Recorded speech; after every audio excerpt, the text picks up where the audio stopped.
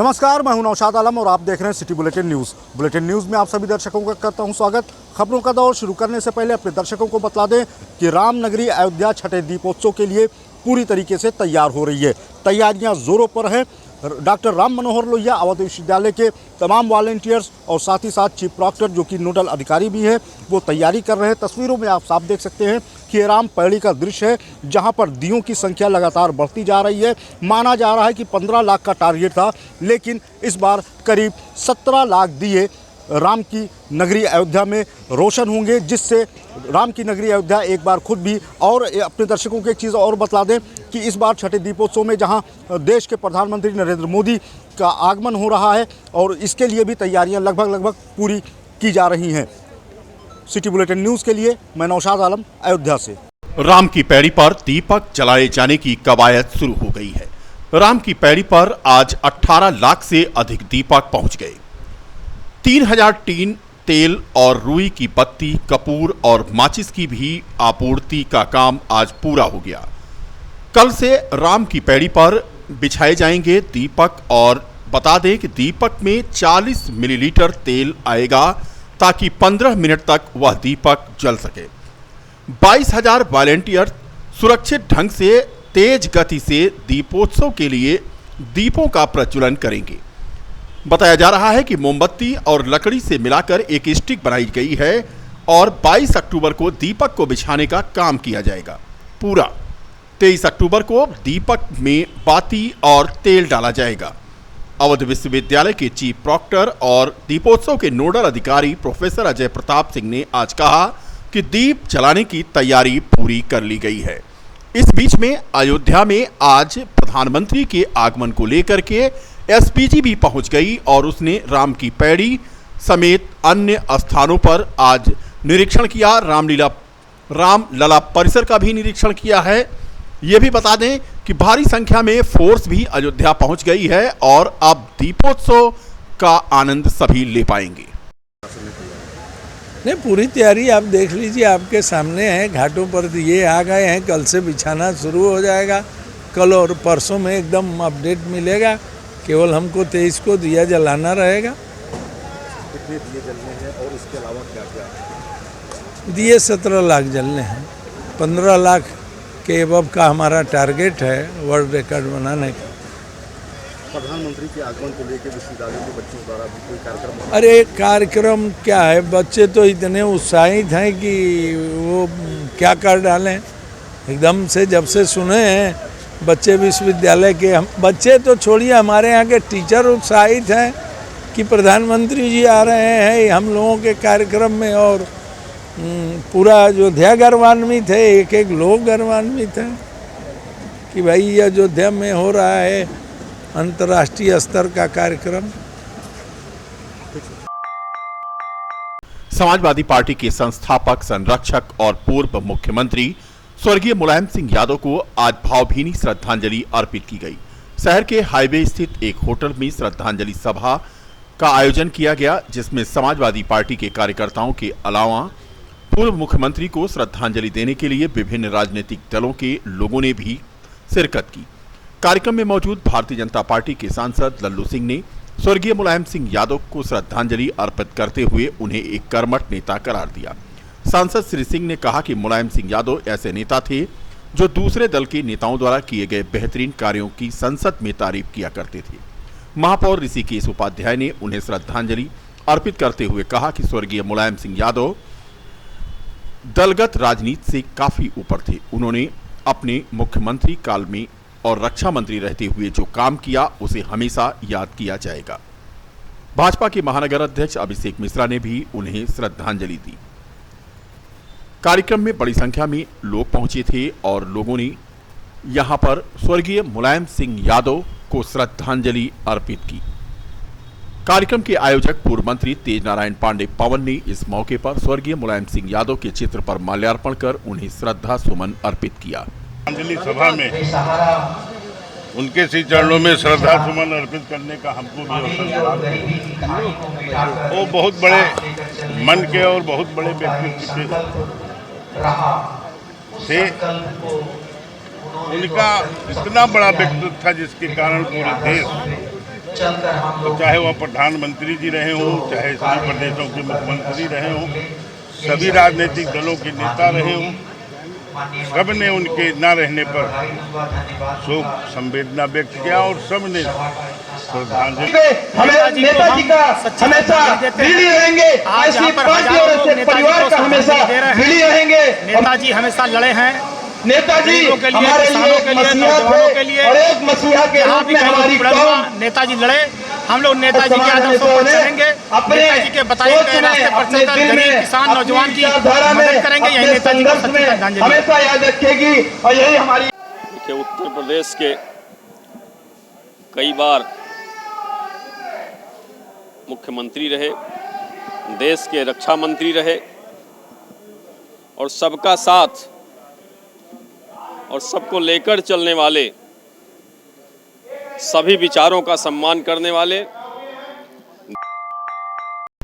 दीपावली के मौके पर बजाज ने शहरवासियों को एक तोहफा दिया। सुल्तानपुर रोड पर अवध विद्यालय के सामने आज मेजर बजाज का भव्य उद्घाटन हुआ। मेजर बजाज एजेंसी का उद्घाटन पूर्व सांसद और कांग्रेस के प्रदेश अध्यक्ष रहे डॉक्टर निर्मल खत्री ने किया। इस मौके पर विशिष्ट अतिथि के रूप में पूर्व विधायक मिल्कीपुर गोरखनाथ बाबा मौजूद थे। बता दें कि मेजर बजाज एजेंसी बजाज गाड़ियों के लिए यहां पर बिक्री के लिए उपलब्ध रहेगी। उद्घाटन समारोह के अवसर पर बड़ी संख्या में सम्मानित व्यक्ति मौजूद थे। फेस्टिवल ऑफर दिया गया है, प्रत्येक खरीद पर 10 ग्राम चांदी का सिक्का और ब्रांडेड हेलमेट यहां पर मुफ्त दिया जा रहा है। मेजर बजाज के एजेंसी के उद्घाटन के अवसर पर मौजूद पूर्व सांसद और कांग्रेस के प्रदेश अध्यक्ष रहे डॉक्टर निर्मल खत्री ने जहां अपनी शुभकामना दी, वहीं मेजर बजाज के शुभारंभ के मौके पर आए बजाज कंपनी के आरएम धीरज तिवारी ने बताया कि अत्याधुनिक सुविधाओं से लैस है मेजर बजाज की यह एजेंसी। प्रणय श्रीवास्तव एएसएम बजाज, पंकज गुप्ता एएसएम बजाज यहां मौजूद रहे। अयोध्या में अवध विश्वविद्यालय के सामने मेजर बजाज की जो मोटरसाइकिल निर्माता कंपनी है, उसका शुभारंभ यहाँ पर हुआ है।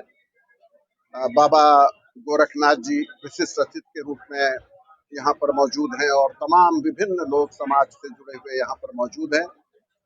हम सबकी शुभकामनाएं हैं कि ये एजेंसी निरंतर प्रगति के पथ पर अग्रसर रहे, लोगों की सेवा करे। और हमें ये देख करके बड़ी खुशी हुई कि सिर्फ मोटरसाइकिल को बेचने का ही काम यहाँ नहीं होगा, उसकी मेंटेनेंस का, उसकी सर्विसिंग का जो प्रोजेक्ट इन्होंने लगाया है, मुझे बजाज के ही एक अफसर ने बताया कि वो यूपी में अपना अनूठा प्रोजेक्ट है। वो जिस तरीके से वो कंप्यूटराइज मशीनों को यहाँ पर लगाया गया है, जिसका बाबा गोरखनाथ जी ने उद्घाटन किया है फीता काट करके, वो अपने आप में एक अनूठा प्रोजेक्ट है। तो मेजर भाई, राजा भाई, ये दो भाइयों की जो जोड़ी है जिन्होंने आज यहाँ पर इसे लॉन्च किया है, उनको भी बहुत बहुत शुभकामनाएं।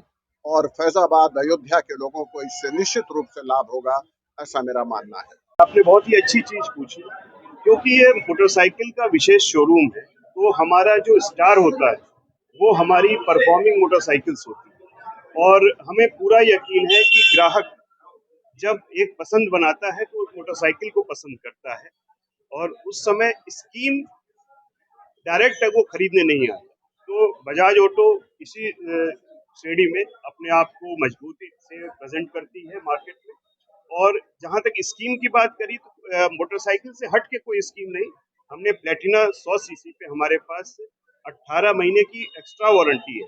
जो बैटरी की वारंटी 18 महीने की आती है, उसमें हम 36 महीने की स्पेशल वारंटी दे रहे हैं अपने सभी प्लेटिना के ग्राहक को। और उसके अलावा मेजर बजाज पर बजाज फाइनेंस की भी सुविधा उपलब्ध है, जिसमें हम 100% तक फाइनेंस कर रहे हैं, और जो कि किसी भी दूसरी फाइनेंस कंपनी से कम। के एजेंसी का शुभारंभ मुख्य अतिथि के रूप में हमारे आदरणीय इस जिले के हीरो आदरणीय माननीय निर्मल खत्री द्वारा किया गया। आज इस शुभ अवसर पर मैं भी यहाँ इस सुनहरे अवसर का गवाह बना। मैं अपनी बहुत सारी शुभकामनाएं मेजर साहब को दूंगा, राजा भाई को दूंगा कि एजेंसी खूब तरक्की करे। और बड़ी खुशी की बात है जब कोई एजेंसी इस तरीके की खुलती है जिसके साथ रोजगार के अवसर भी आते हैं, तो इससे युवाओं को रोजगार के अवसर भी मिले हैं। मैं अपनी तरफ से बहुत बहुत बधाई देता हूं कि खूब तरक्की करें। बहुत बहुत धन्यवाद। छठे दीपोत्सव में आकर्षण का केंद्र रहने वाली शोभा यात्रा को लेकर भी काम तेज हो गया है। बताया जा रहा है कि इस बार 16 शोभा यात्रा उदया चौराहे के पास बने नए आरटीओ कार्यालय प्रांगण से निकलकर साकेत महाविद्यालय से होते हुए दीपोत्सव स्थल तक नगर भ्रमण करते हुए जाएंगी। इसके अलावा सामाजिक संदेश लिए हुए रामायणकालीन दृश्यों की झांकियां निकाली जाएंगी। झांकियां सुबह 9 बजे से निकलेंगी, जो नगर भ्रमण करते हुए 1 बजे तक दीपोत्सव स्थल पर पहुंचेंगी। वहीं दीपोत्सव में सबसे ज्यादा आकर्षण का केंद्र रामायणकालीन शिक्षा पर आधारित सामाजिक संदेश लिए हुए नगर भ्रमण करने वाली झांकियां होती हैं, जिसमें विभिन्न कलाकार एक एक प्रसंग के साथ 11 रथ पर सवार होते हैं। इस दौरान सभी कलाकार अपनी कलाकारी का प्रदर्शन करते हुए रामायणकालीन दृश्यों को जीवंत करते रहते हैं। इसके अलावा पूरे देश के विभिन्न स्थानों से डांसर रथ के आसपास नृत्य करते हुए चलते हैं, जिसकी जानकारी पर्यटन विभाग के अधिकारी आरपी यादव ने आज साझा की। बता दें कि दीपोत्सव में शोभा यात्रा आम जनमानस, श्रद्धालु सभी के लिए आकर्षण का केंद्र होती है, क्योंकि कुशल कलाकार अपनी अपनी विधा में प्रदर्शन करते हुए शोभा यात्रा में शामिल होते हैं। इस बार शोभा यात्रा में 16 रथ शामिल होंगे, जिसमें 11 रथ सूचना विभाग के और 5 रथ पर्यटन विभाग के तथा संस्कृत विभाग के द्वारा तैयार कराए जा रहे हैं। दरअसल सीएम योगी आदित्यनाथ के दूसरे कार्यकाल का यह पहला दीपोत्सव है और इस दीपोत्सव में प्रधानमंत्री नरेंद्र मोदी के भी शामिल होने की बात आई है, जिसको लेकर भव्य और दिव्य बनाने की तैयारियां युद्ध स्तर पर चल रही हैं। करीब 16 लाख दीपक जलाकर राम की पैड़ी पर एक बार फिर से विश्व रिकॉर्ड बनाया जाएगा। इसमें पर्यटन विभाग ने 5 नई झांकियाँ उच्च स्तरीय झांकियाँ बनाई हैं। ये झांकियाँ जो है पर्यटन विभाग अपनी तरफ से जोड़ेगा और 11 झांकियाँ सूचना विभाग तैयार कर रहा है। तो इन झांकियों को जो है हम लोग तैयार करवा रहे हैं। वो झांकियाँ जो है एनिमेशन पर तैयार करेंगे, जैसे कि भगवान राम तीर मार रहे हैं तो रावण को तीर लगते हुए दिखेगी। लक्ष्मण जी जैसे संजीवनी बूटी लाने के लिए हनुमान जी जा रहे हैं लक्ष्मण जी के लिए, तो वो सीन एनिमेशन होकर दिखेगी। सुरसा के मुंह से हनुमान जी निकल रहे हैं तो वो भी चलती हुई सीन दिखेगी, जैसे कि एक लाइव दिखता है उस तरह का होगा। विदेशी मेहमानों को आमंत्रण जो है शासन स्तर से भेजा गया होगा। अभी जब तक कंफर्मेशन नहीं हो जाता कुछ बता नहीं सकते। पर्यटन विभाग की झांकियाँ हैं और उधर सूचना विभाग की बन रही है। पर्यटन विभाग की 5 झांकियाँ हैं और सूचना विभाग की 11 हैं टोटल। अच्छा, ये जो पर्यटन रामायण के कई कालखंड दिखाए गए हैं, बालकांड, आरण्य काल और रावण वध, ये सारी चीज़ें दिखाई गई हैं। जी, ये आरटीओ ग्राउंड से और रामकथा पार्क तक जाएंगी। लगभग तैयारियां कंप्लीट हैं। 80% काम हो चुका है और फिनिशिंग वर्क चल रहा है। कल 5 झांकियों में मैंने बताया जैसे काल हैं, सारे रामायण काल हैं। राम जी का जन्म है, बालकांड है उनका, और सीता का हरण है, और आपका जटायु कांड है, रावण